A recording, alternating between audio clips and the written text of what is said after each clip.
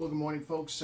Before we end this day, you will hear the President of the United States once again contradict himself and his honesty.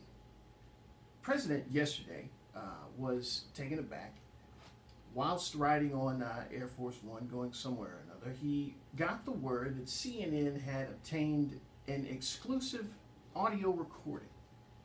In this audio recording, the president is speaking to his lawyer, Michael Cohen, former lawyer at this point for sure, Michael Cohen, about a company that, among other things, about a company that Cohen is putting together to take care of certain issues that their friend David has brought up. Now, I'm going to explain who and what they're talking about, but if you have not heard this tape yet, we're going to play it for you now and then expound on it a bit and let you know exactly who the president is talking about and what repercussions and possible ramifications this tape could hold for him. But if you have not yet heard the Cohen tape, here is the part of the tape, about the last 45 seconds or so, that has the president himself up in arms. Take a listen. I need to open up a company for the transfer of all of that info regarding our friend David, so that I'm going to do that right away. I've actually come up and I've spoken to Alan Weisler about how to set the whole thing up with funding. Grab this. Yes. And it's all the stuff, because you never know with that company, you never know what he's going to Maybe do. gets it right. Correct. So I'm all over that.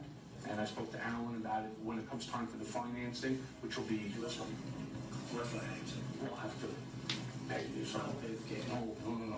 I got, no. So that what you just heard was the tape that Michael Cohen's lawyer released yesterday. I'm going to play it for you again before the show is over with, of course. But what is important here and what the big takeaway is, what's got the president jumping up and down on Twitter right now, is the very last part of that. We hear at the beginning Michael Cohen saying he's going to start up this corporation, this company, right, to help our friend David. Now, the friend David that they're talking about, if you didn't know, is David Pecker. No, that's his real name. David Pecker is the owner of the company that owns the National Enquirer. So he and Trump go way back. They've been good friends. You remember when we talked about the doorman that was paid off, who had possible information about a salacious rendezvous between the president and one of his jump offs. So David Pecker is who you hear Michael Cohen talking about, and the company is set up to make sure that they can take care of whatever financial legal issues they might come up against. What that means is who we have to pay off to keep quiet. This is right before the election here. So Cohen in this recording, secret recording, Trump didn't know about this allegedly, is talking about setting up this company to buy off this information. Now, David Pecker, the guy from the Enquirer, bought the story of the Playboy bunny who allegedly had an affair with the president. She sold her story to Karen McDougal, former Playboy bunny Karen McDougal, sold her story to the National Enquirer, right? And the Enquirer buys the story, kills the story, right? About 300 grand or 130 grand, buys the story, kills the story. And at that point, McDougal is like, well, what's going on? So then she kind of spills the beans, talks a little bit, and now we know that there was indeed, according to her, an affair with this Playboy bunny and a payoff to keep quiet about it. Now, that is where Cohen comes in. He's coming to AMI to talk to Pecker to get all of these stories. And he mentions several things. We don't know yet what those things are. But there could possibly be more such things as the Karen McDougal story. Now, it really takes Cohen's lawyer to speak to why this is important. I know a lot of you are going to jump up and down, and you're a trumpet, so you gotta toe the line. You're going to say, "Oh, it's no big deal. It's a lie. It is a distraction." I got that. But what it is proof that Donald Trump knew about this story. Prove that he knew about Karen McDougal coming forward, and prove that he was willing to pay for the story to be killed. Play the tape one more time for you. Quick 40 seconds, listen to the last part of this. Now the whole thing is pertinent, these last 45 seconds of the actual tape. But the last part of this is where you will hear Cash, no. Just listen again. Need to open up a company for the transfer of all of that info regarding our friend David, so that I'm gonna do that right away. I've actually come up and I've spoken to Alan Weisselberg about how to set the whole thing up with funding. Yes, and it's all the stuff, because you never know where that company, you never know where he's gonna be. Correct. So I'm all over that. And I spoke to Alan about it when it comes time for the financing, which will be, we'll have to pay you. So, no. I got, no. So, Michael Cohen speaking to the president before he was president about setting up this company to take care of these issues with their friend David. Now again, David is David Pecker, owner of AMI, who is the company that owns the National Enquirer. The National Enquirer is the magazine that's been a big friend of the president throughout Pecker's time there.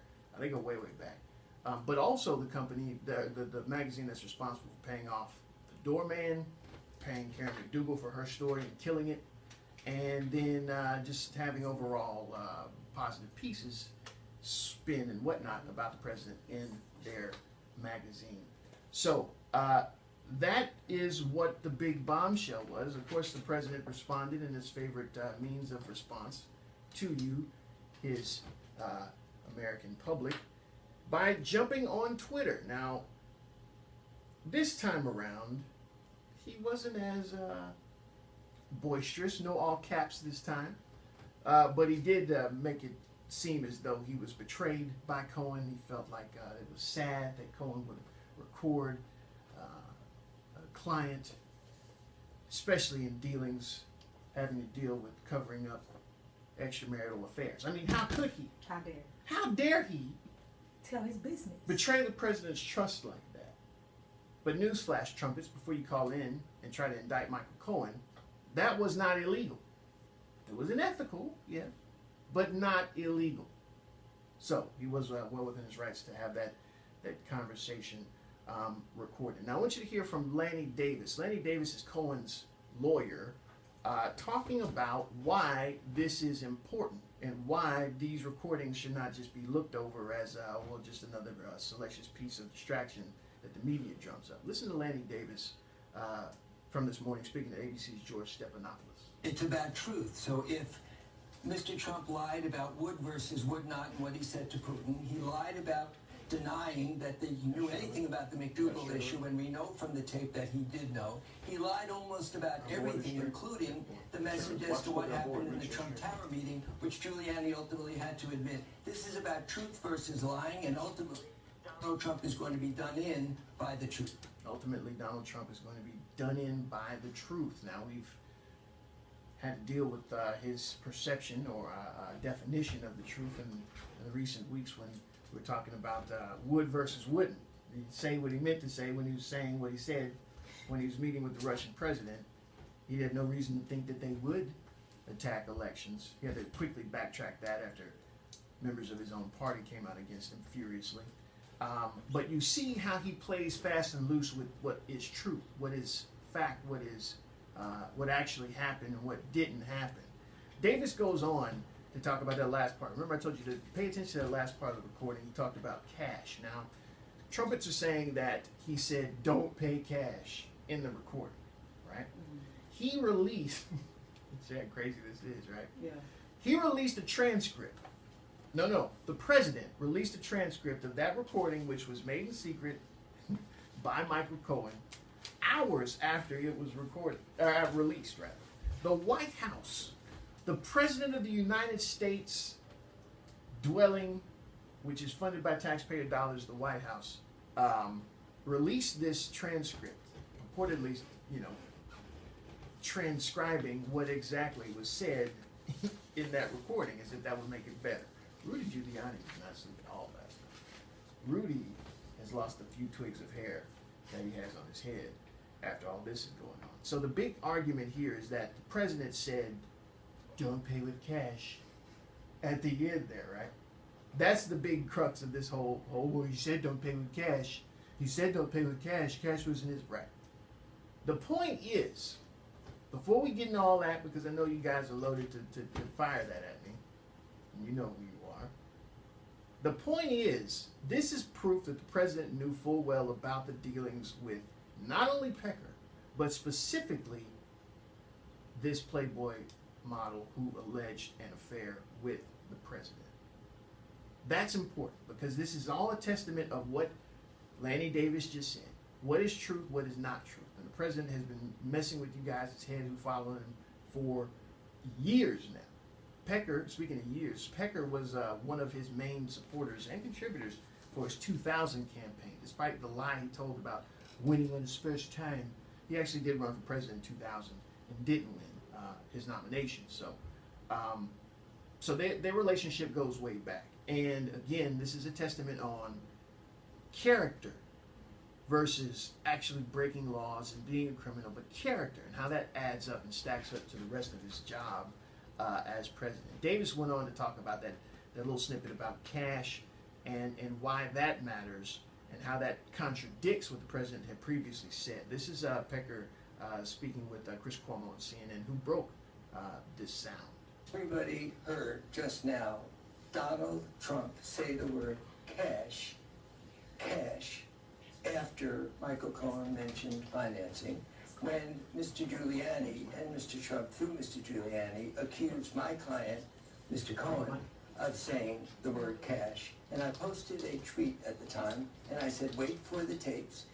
Richard Nixon couldn't spin the tape that did him in, and there's no way that Mr. Giuliani, who knows from being U.S. attorney, the only people who use cash are drug dealers and mobsters. Cash is not what you do, and it was Michael Cohen who said no, and Donald Trump, despite what Rudy Giuliani said publicly, the tape contradicts Mr. Giuliani, and the word cash is heard by everyone. So again, this is to some not that big of a deal. To others, it is a clear illustration of this president's, number one, lack of character, number two, knowledge of an attempted cover-up by paying off these individuals who he had dealings with or who had witnessed him have dealings with them, i.e. the doorman who got paid off by the Inquirer's parent company. So as much as a lot of folks might like to think that this is no big deal, I know a lot of people were kind of let down. They heard there was going to be a big recording, and then this is what we got. This speaks volumes. Why? Because it is a clear illustration of this president's character, what's important to him and what's not important to him. Whether he said don't pay with cash, do pay with cash, that's irrelevant. What this proves is that the Karen McDougal story was real. He knew about it. He knew that David Pecker was paying her off and possibly that doorman. You heard Michael Cohen, he said things that they had to deal with. Because, as you heard, they said that David might get hit by a truck, and then who knows, you know. So, this is important, folks. Don't shine this on and make sure that you So are this really recording, looking. this took place after he was elected, right? This was September of 2016, so it was right before the elections. Okay. So,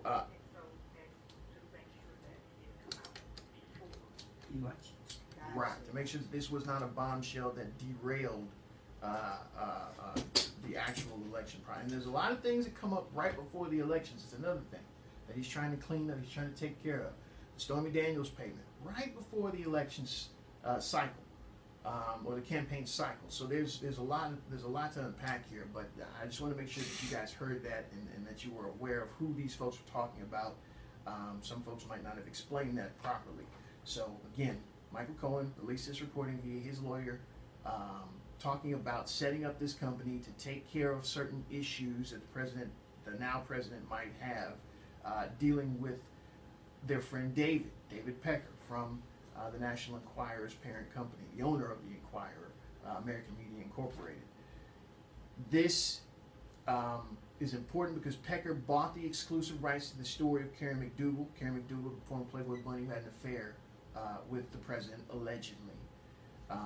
And also paid off the doorman who witnessed some of these possible rendezvous. This was a conversation about the campaign itself, taking care of certain things before we, get to election day.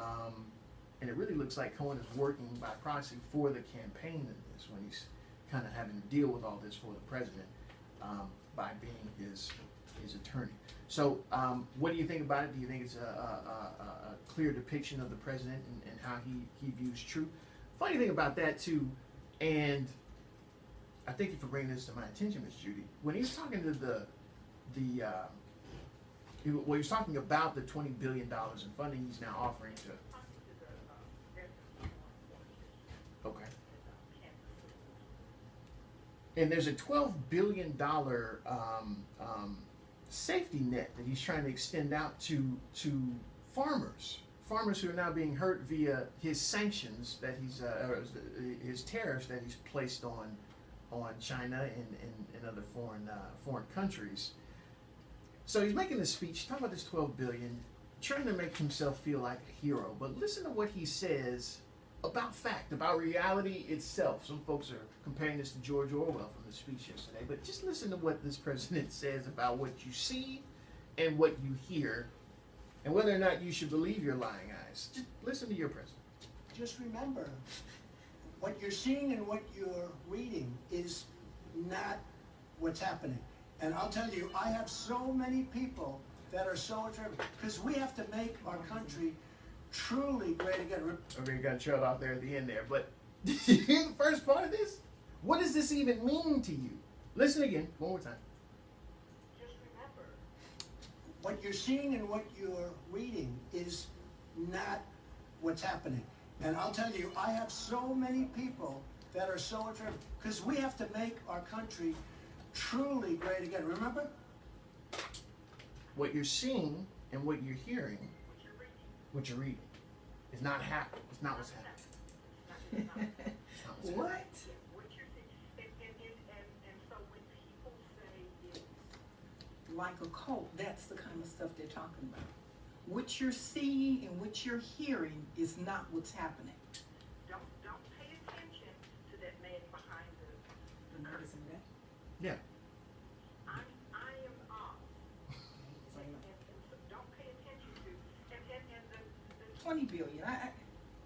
So when the president put the tariffs, increased the tariffs on China, European Union, Canada, Mexico, all these foreign countries, they retaliated. I mean, they increased tariffs on the United States as well. and one of the and there are Many many groups who are feeling the crunch, but one of the groups that has felt the crunch the most are our farmers. whether it's a pig farmer or a soy farmer. Definitely. We had, when President Trump took office, a great export business for farmers in this country. They had excess. They were doing good. When the tariffs took place, it really affected their bottom line. And so the president yesterday announced at this same occasion that he was going to give $20 billion in aid to farmers who were being squeezed by his tariff. By his tariff war. That he started this tariff war, and so it's affecting them. And then he went on to say, they are coming after anyone. They're all aiming at anybody that likes me. Anybody that likes me, they're aiming at. China is targeting our farmers, who they know I love and respect, as a way of getting me to continue allowing them to take advantage of the United States. What? That's what he said. As a way of getting me to. Yeah, and China said, Farmers. He, loves and respects them. who does he love and respect the most? Farmers. The farmers. Yes, we will target them directly. And so, Come on, man. don't Believe what you're hearing and what you're seeing. Just the man here, me. I am the mighty I. What you're seeing and what you're reading is not what's happening. And I'll tell you, I have so many people that are so in favor, because we have to make our country truly great again. We don't do that by destroying the country just so we can fix it. You know? It's like you got a nice shiny new model car, threw it on the ground and attempted to put it back together just so he could have the praise for putting it back together when he threw it on the ground. The U.S. Department of Agriculture now has announced that they're going to use this law that goes back to the Great Depression to send these payments directly to these producers, your dairy producers, hog farmers, certain crops, like Ms. Judy said, soy producers. Also, it's going to purchase surpluses. Now, remember we talked about this before, where the government was spending, Martin Luther King actually talked about this right before he was murdered, about the government paying farmers not to farm or to buy off their excess production. So now, again, the Department of Agriculture is planning to purchase surpluses of commodities directly from farmers, including beef, pork, milk, fruits, nuts, rice. But why? Because it's harder to farm, because it's more expensive to farm. Why is it more expensive to farm? Because, among other things, but especially these tariffs for the tariff. and the response to the tariffs from the foreign countries. It costs too much for farmers to ship. You know, we have chickens being shipped out of Gulfport Mhm. to Russia. Right? Yeah. So it affects Mississippi, the chicken farmers here in Mississippi. It affects everyone. The tariffs are going to affect everyone at some point or another. And And it's not because the European Union or Mexico Or China. just randomly decided we're going to get the farmers. I mean, Figured it that's out. not what happened. Going to target the farmers. He won't be able to understand what's happening to him. I want our listeners to understand what happened and how it happened in the order that it happened, and not get this all twisted. It's not like China said, we're gonna get the farmers. What? China's not plotting on America's farmers. No. This is a direct result of the president's actions, folks. And that's indisputable. But, in the words of, I think Churchill said it first, never let a crisis go to waste. Well, That you created. especially one you created. But the other thing is to remember that this is a One-time bailout. Okay. So after this payment, that's it. And so either we're gonna have to fix this whole tariff war thing, or next year this time, we're in the same situation we're in now. You know, Or are you gonna have to bail them out again? Or you gonna do another bill? You created this crisis and we gotta fix it. and now we're here. Yep. Now we're here. But you know, when you put a businessman as the leader of the free world, a failed businessman, this is what you get. Farmers already receiving billions of dollars in federal aid, but guess what? They need more. Why? Because of this guy. 228-896-9455. Lines are open here, folks. Let us know what you think about everything from the president telling you not to believe what you see, to his former lawyer releasing this this audio recording of him admitting basically that he knows all about this cover up of his alleged indiscretions and infidelities with Playboy bunnies and whatnot. Amazing. What a day yesterday was, especially in Washington. To the phones here. Let's talk to Uncle Mike in California. Good morning, Uncle. How are you, sir? Sorry about that, Uncle. I know he's taking the president, right? He's not going to believe what he sees or what he hears. Right. That's a good thing. But now I got a question. Can you say from the dossier been proven to be incorrect? No. Not one thing. So that means only one thing. Was Donald John the peer Oh, come on now. Oh, too early for that now. I can't wait for those things to come out. You think that'll be covered? You think he talked to his lawyer about that? I don't. I hope not. I hope he's smarter than that. I don't give him much credit, but I'm at least try to give him that much credit. Why do you, $1 billion. yeah. I need 2 cents to explain that one to me. Yeah. Train. Well, the country's on a spiral down.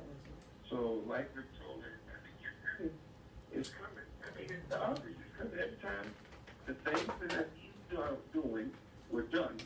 The country went into a recession. Reagan, Bush, and now him. So, live under America, love you. Yeah, just follow history and you'll see how this goes. Why do you think that these tapes, though, could be significant? That Cohen's release of this particular tape, not future possible tapes, but this particular tape.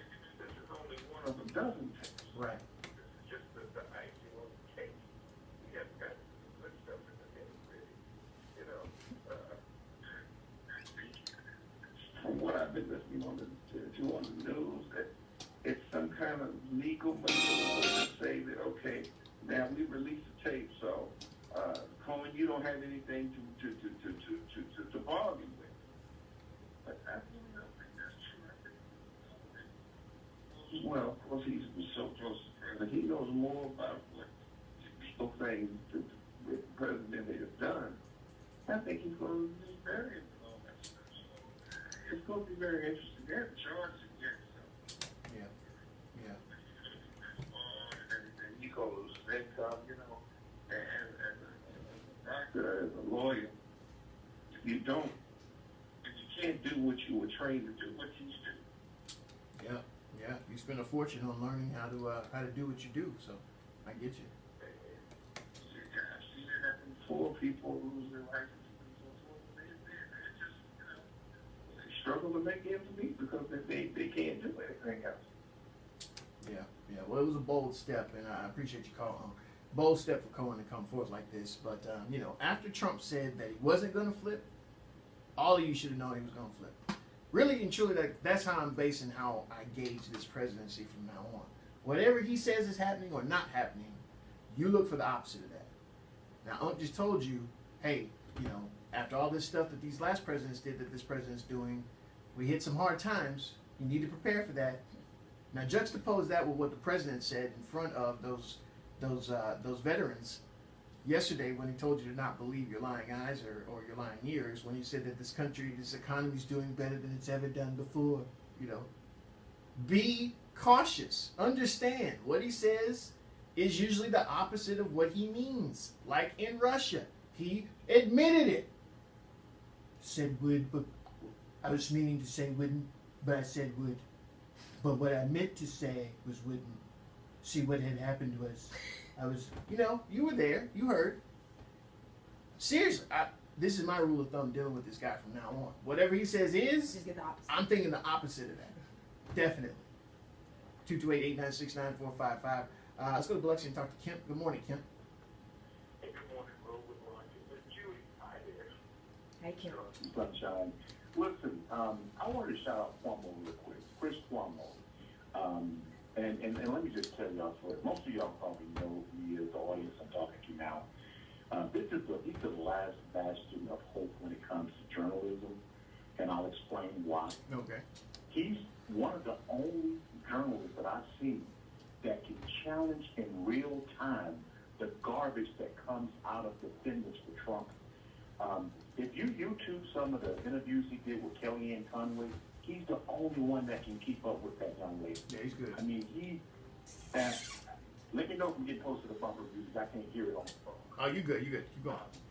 Oh, okay, now Chris Cuomo also, he's the son of New York's current governor, and he's also the brother of New York's current governor, Andrew Cuomo, and the son of past governor, Andrew Cuomo, Mario Cuomo. They are all attorneys.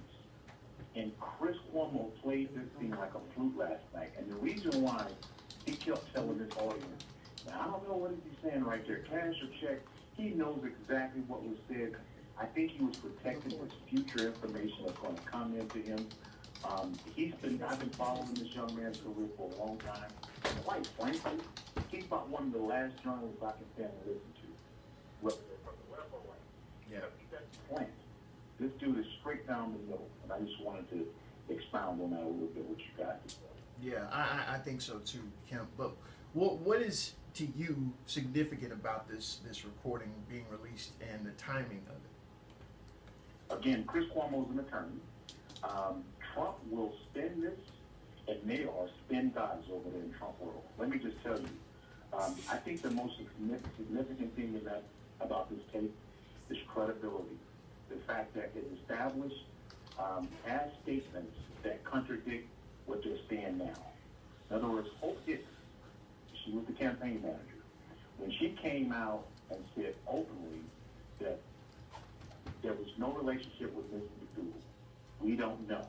This establishes that lie, and it's significant because, again, it was during campaign time. Trump lied to the American people. This establishes credibility, and when it enters into court, they're going to build on that. They need to prove that this man is alive. Yeah, definitely. You remind me of what Mr. Clinton said. What do you mean what is? Right. You know, yeah, so he's going to flip this, spin it. He's going to convince, people like you said to believe it. I mean, we can, get on rooftops, mountains, do backflips all day about this. They're still going to believe that this is going to hold up, I think, in a court of law. Yeah, I certainly hope so, Kemp. And just to add to the other mounds of evidence to dispute this guy's credibility and character, I think that this would be certainly one of those crown jewels for that argument. Thank you for your call, Kemp. Appreciate your input as always. 228-896-9455. We're going to be dealing with this a little bit more, going into it, and also talking about this perception here that some folks have. I don't want to get too deep into it because these ladies are like staring at me right now. I know, we'll get into that when we get back. But there's a perception that someone put forth earlier in the show that you heard on this station that might need to be disputed. We'll get to that when we come back. 228-896-9455. We'll see you in 4. Honey, the summer heat is tearing up our tires. They are so bald. We need new tires. I hear you. It's just that with our summer vacation.